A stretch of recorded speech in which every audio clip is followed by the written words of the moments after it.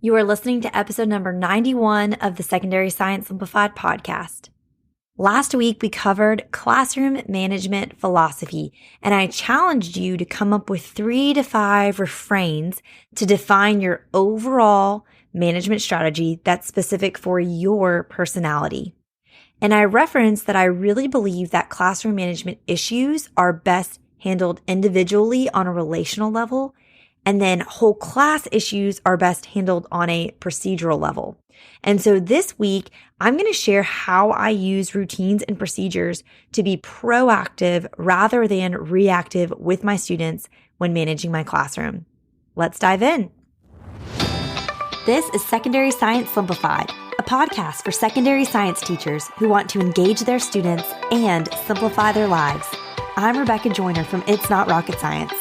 As a high school science teacher turned curriculum writer, I am passionate about helping other science teachers love their jobs, serve their students, and do it all in only 40 hours a week. Are you ready to rock the time you spend in your classroom and actually have a life outside of it? You are in the right place, teacher friend. Let's get to today's episode.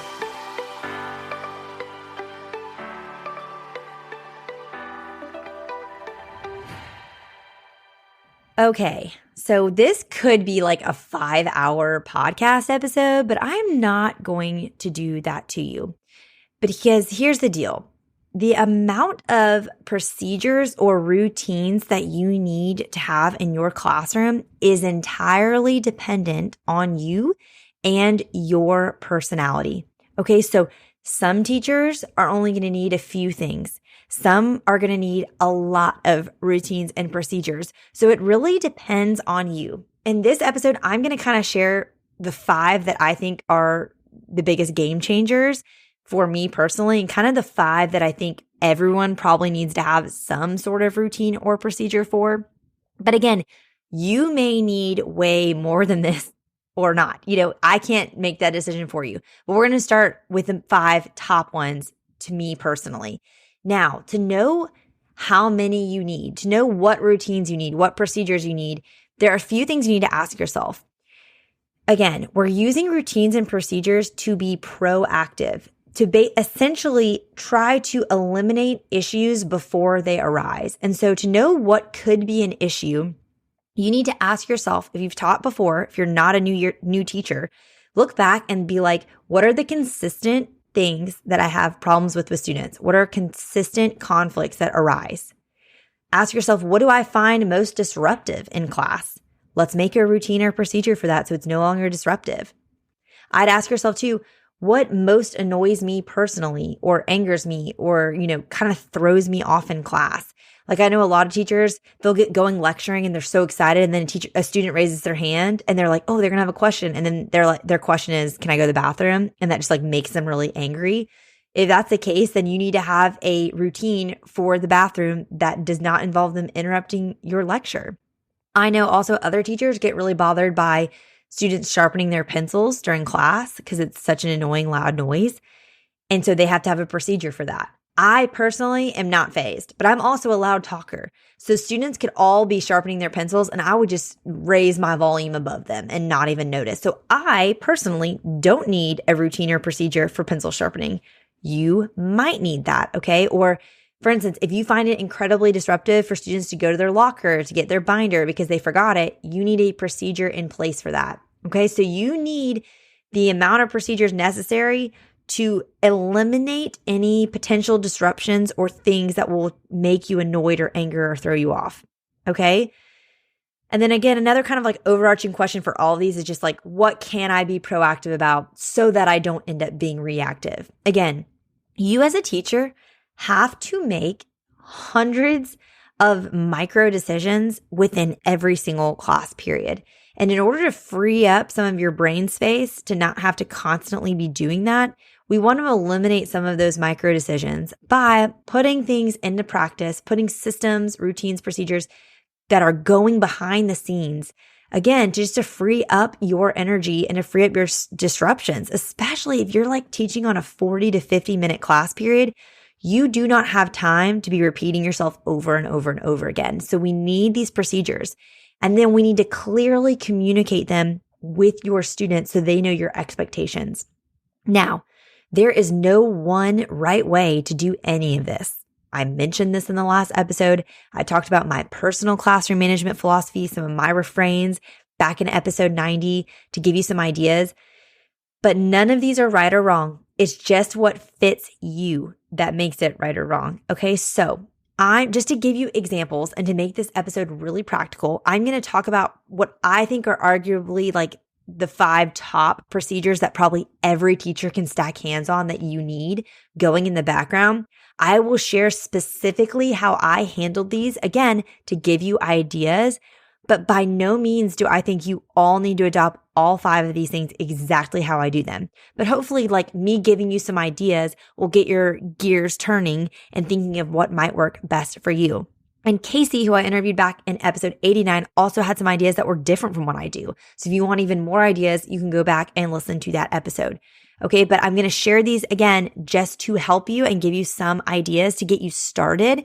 And I want you to, at the end of this episode, your action step is going to be to come up with your own procedure for these 5 things. And then if that kind of gets you going and you've got some momentum, keep going. Keep coming up with procedures and routines for all those things you find disruptive or annoying or that throw you off.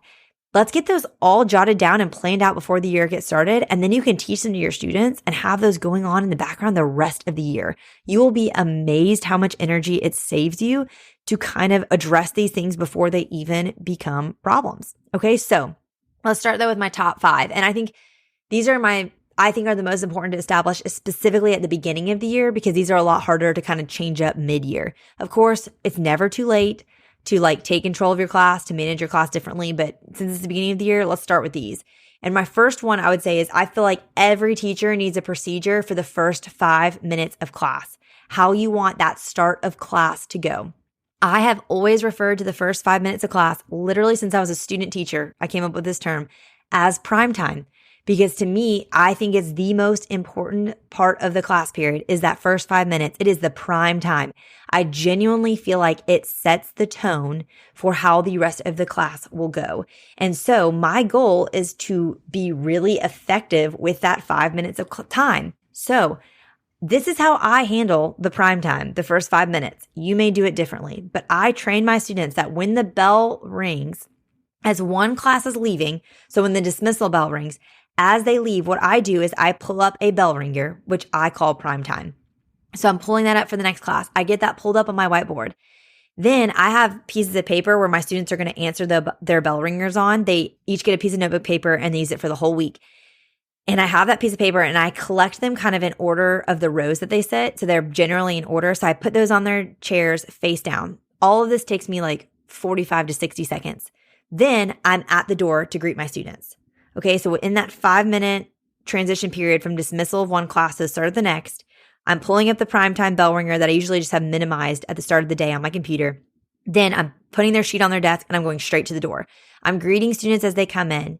I've trained my students in that first 5 minutes as they come in. My turn-in bin is on my wall. They turn in any assignments that are due as they walk in. Sometimes I'll have a reminder on the whiteboard, like turn in the adaptation lab from yesterday if you didn't finish it in class. So that'll remind them. And then I've trained them to immediately start working on their prime time so that when the bell rings to start class, everyone is in my class, they're seated, they're not talking, and they're working on their primetime bell ringer. I go and I take attendance and I get things ready for this upcoming class period. I can walk around and ask certain students questions. If I have something that like maybe we did a bunch of practice problems the previous class period and I want to check that they finished those and did those, I'm going to check it for completion. I walk around while they're working on their primetime bell ringer and I just mark it on my little clipboard. And then after that first 5 minutes is up, I collect the bell ringers, that prime time, we go over it, and then we start class right away. It has been so effective for me to train my students this way because every minute of my class period is used really, really efficiently. It eliminates a lot of drama of like, what are we doing today? What do I need to do? What do I need? Like they get in and they get started and we're all ready to learn. I've done what I need to do with attendance and getting materials out or whatever. And we're ready to go after the first 5 minutes. And I have so much I could say on this, but I've already done a podcast episode on it. You can listen to episode 4. I've got blogs on it. I'll link in the show notes, my blog post about prime times. I also have a blog post about like 5 complaints I hear people say about bell ringers and why they don't like them, and then kind of my solutions for those complaints. I'll link all that in the show notes if you're like, I don't want to do a bell ringer, but I really think they're so helpful.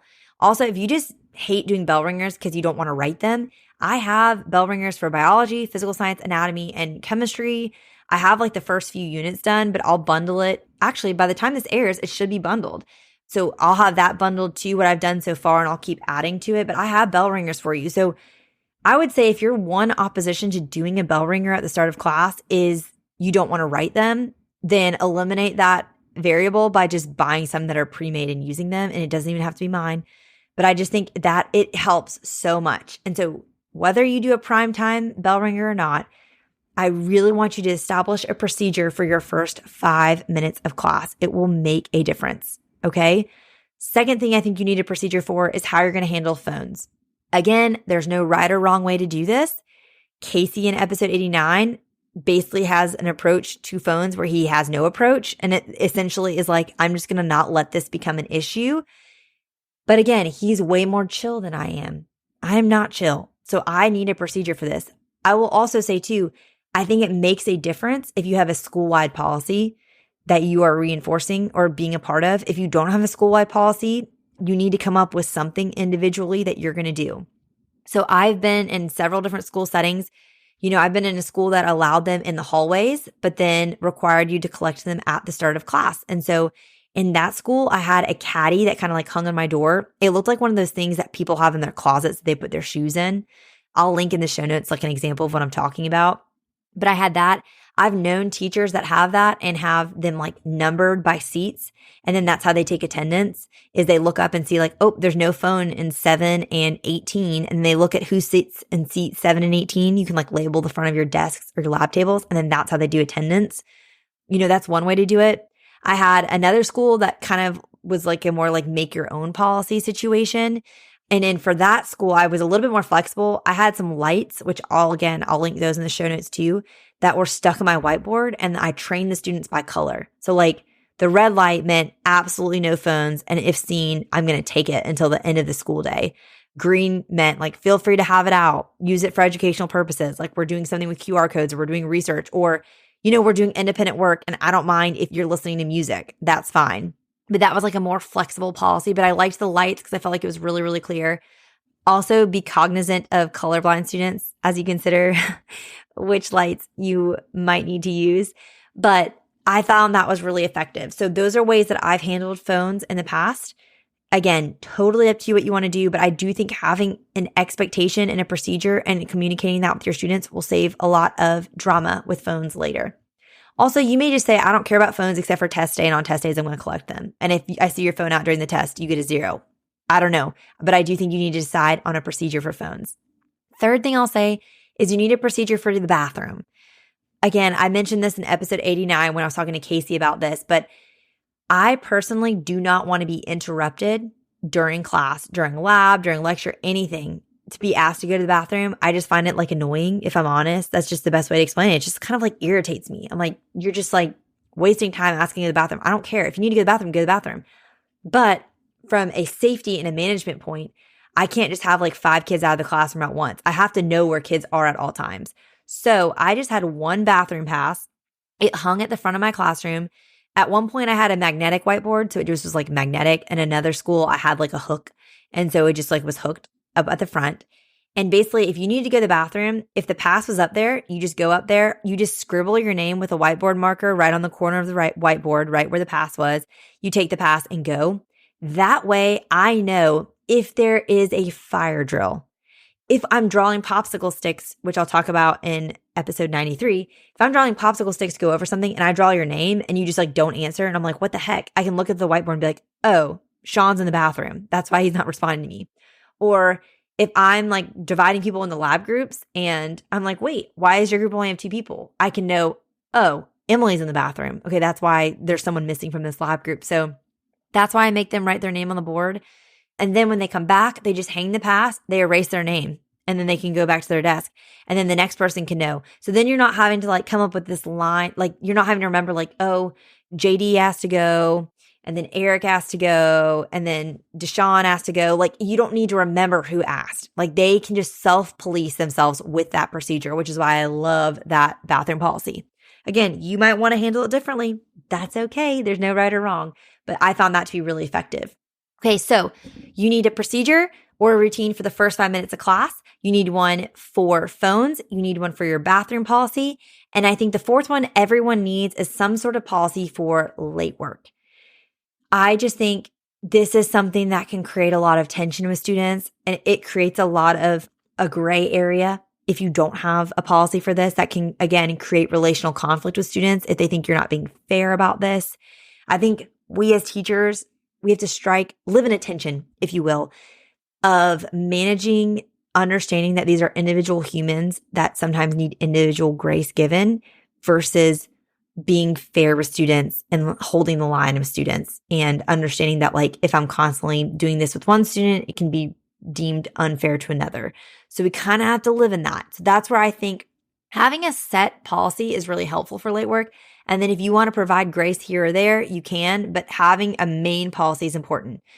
Before you even get started thinking about a late work policy, you need to see if your school has a school-wide policy. That's really important. So see if there's something required first.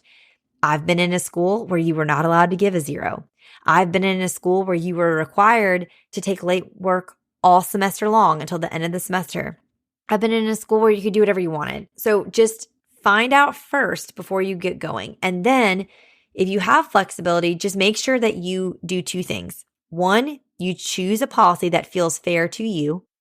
And 2, a policy that you have the energy to reinforce.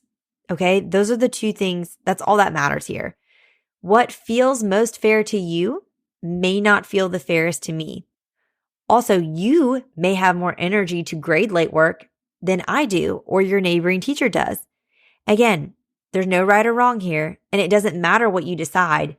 You just need to make a decision and then communicate it clearly to your students and reinforce it. Okay, like I said, all of these examples I'm sharing are very personal for what I have done. I'm just sharing them as a reference point. If you read these ideas and you're like, I hate these, then don't do them. Like, do your own. But I do think you need a late work policy. So here's how I handled late work.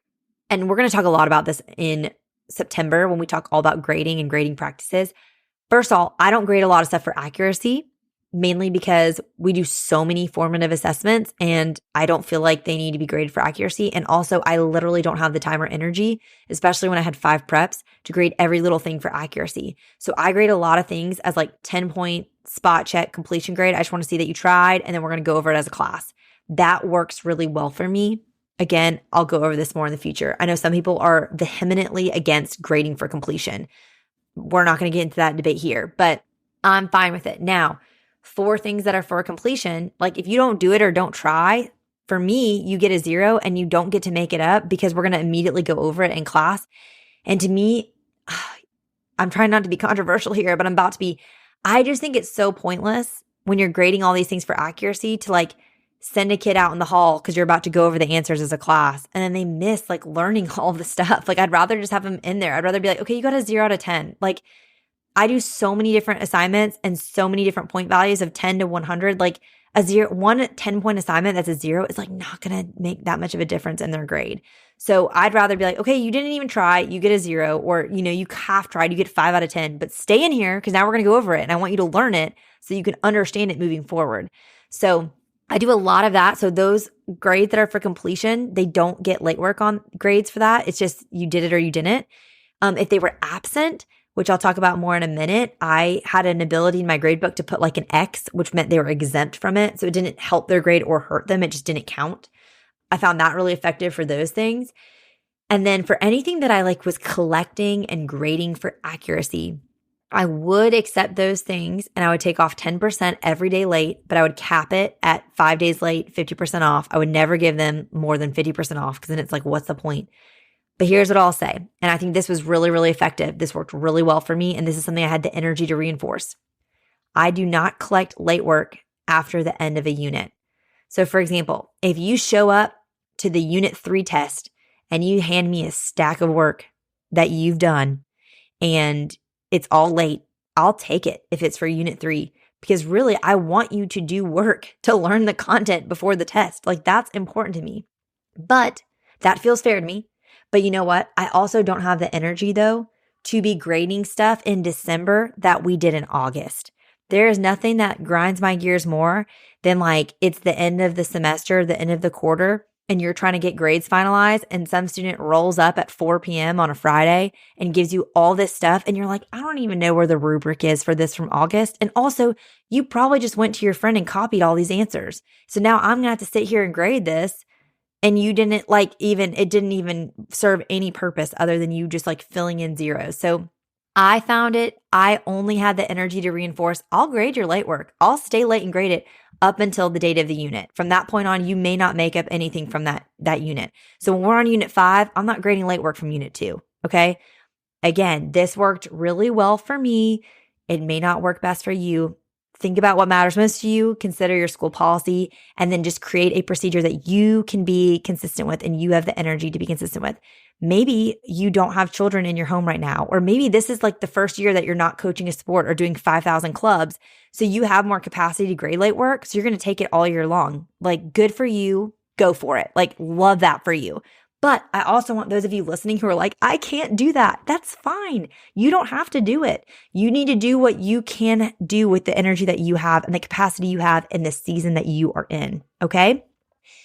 That was a tangent I didn't mean to go on, but here we are. All right. Last thing, and I kind of mentioned this, missing stuff. So you need a procedure for students specifically who miss labs and miss tests.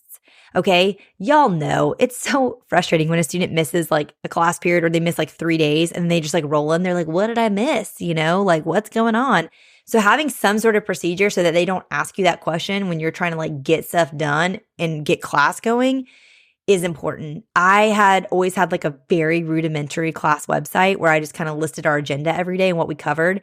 And I had that link. I had it like a bit.ly, like a really short link on my whiteboard. So they asked, I just pointed to it. I'm like, look it up there, catch up and jump in.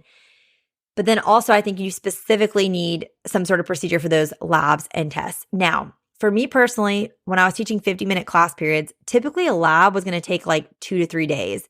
We at least had one day that was like we're designing it, doing data collection, and then another day for analysis and application. So if students missed that first day, but they're back for day 2, I just would throw them in a group, be like, get the data and practice analyzing it because there's still a benefit in doing that. If students missed day 2, but they were there for day 1, I would give them an extra week and be like, hey, you got the data. You need to do the graph, the analysis, and the application on your own. If students miss both days of a lab, I typically did not make them make it up. And here's why. I know this is an unpopular opinion, but I had many years that I taught in a non-lab space, which meant we were either doing labs like at our little desks, or I was having to plan labs and swap classrooms with another teacher to do labs. I literally did not have the space or room or ability to keep labs set up for multiple days. Like I genuinely couldn't do it. And then even the year that I was in a lab room, but I had 5 preps, when you're teaching 5 preps, you have at least 1 lab happening a day in one class, but usually there's 2. And so again, you're constantly having to change out even the stuff that's in your lab space to manage all these different classes. I mean, it just was not feasible for these students that were absent to be able to make it up. So oftentimes I would just let them skip it. Now, if it was like a pretty big one, I typically just would be like, okay, come after school. I'll give you a rundown of kind of like what happened and how we collected this data. And then I would just give them someone's data and have them practice analyzing it. Because again, I kind of think that's typically the most important part. I know there are like practical lab skills we want them to learn and all of that. But like if they go on to take science in college, they're going to learn a lot of that in those lab classes that they have. So I'm not as stressed about that. I really just personally want them to know how to like graph data and analyze it because that's like a life skill that they're going to use at all times, even on social media when they see these like crazy data points that people point out. Like I want them to be able to assess if they're legit or not. So I think that warrants good practice. But again, I don't stress about makeup labs personally. Now for tests, I tell students they need to be prepared to make up a test within 48 hours of their return. And I kind of do it different ways. I usually let them do it over lunch, over 2 days, or, before or after school. And I'll just print off like the first couple pages of the test first, and then the next time, just to kind of split it up. And I do this 48-hour policy because we move on the next day to new material. And it can be really overwhelming if you don't put a time limit on a makeup test. Students can be showing up 2 weeks later trying to make up a test. They don't remember it. Okay. So I set that procedure early in the year. You've got 48 hours to make this up, especially because I feel like 90% of absences, they know in advance. They're leaving early because they have a tennis tournament, or the junior volunteer league is doing some sort of volunteer day. So they know they're going to be out, or they've got a student council thing, or they have a doctor's appointment. They know it's coming. I feel or they're at family trip. It is more rare that the students are actually ill and it's unexpected. And so again, you can provide grace there, but I think just having some sort of standard that you can hold to, and then if you need to provide a little grace here or there, you can. But that's always worked really well for me. Okay, so those are the big 5. Your procedure for missed labs and tests, for late work, bathroom, phones, and the first 5 minutes of class. Hopefully they give you a lot of ideas. But again, you may need more than these 5. I had more than these, I had procedures for how I handled extra credit, people asking about if I'm going to curve a test, the way people ask questions during lab.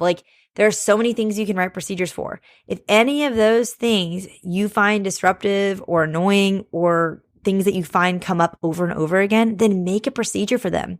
And then here's what's most important. You need to, 1, be clear in communicating those expectations and communicate them often.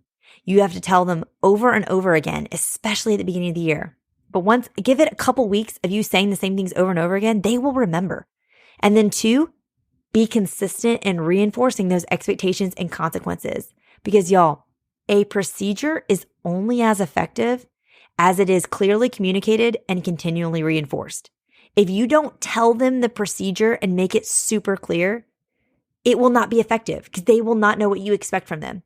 And if you don't reinforce the procedure, it will lose all value and all weight because they'll be like, she doesn't really care. There's no actual consequence, or nothing happens if I don't follow this. Okay. So you have to be clear in your communication and consistent and continual in your reinforcement. All right. So your action step, at a minimum, I want you to come up with your own personal procedures for the start of class, phones, bathroom, late work, and missed labs and tests. And then if you have that momentum, you're feeling good, you got an extra cup of coffee at your desk, keep going. Ask yourself those 3 questions I mentioned at the top of the episode, and then develop as many procedures as you need. Okay. And I mentioned a lot of different links in today's episode. So those are all in the show notes at itsnorocketscienceclassroom.com/episode 91. And before you go, this week, if you are listening, I want all of the teachers out there who are listening who have adopted prime times to leave a review for the pod. If I have gotten you on this primetime train in the last 7 years that I've been talking about this on the internet, leave a rating and review for the pod. I would love to hear from you. You can talk about how primetimes have changed your life. You can just talk in general about what you like about the pod. But again, I would love to hear from you. I feel like this has been one of the pillars that I've tried to post and stand by on the internet, is this idea of prime times and how much of a game changer they've been for me and my students. And so I would love to hear from those of you who have experienced the same. So leave a rating and a review before you go if you're loving the pod. All right, teacher friends, that wraps up today's episode. If you're looking for an easy way to start simplifying your life as a secondary science teacher, head to itsnotrocketscienceclassroom.com/challenge to grab your classroom reset challenge. And guess what? It's totally free. Thanks so much for tuning in, and I'll see you here next week. Until then, I'll be rooting for you, teacher friend.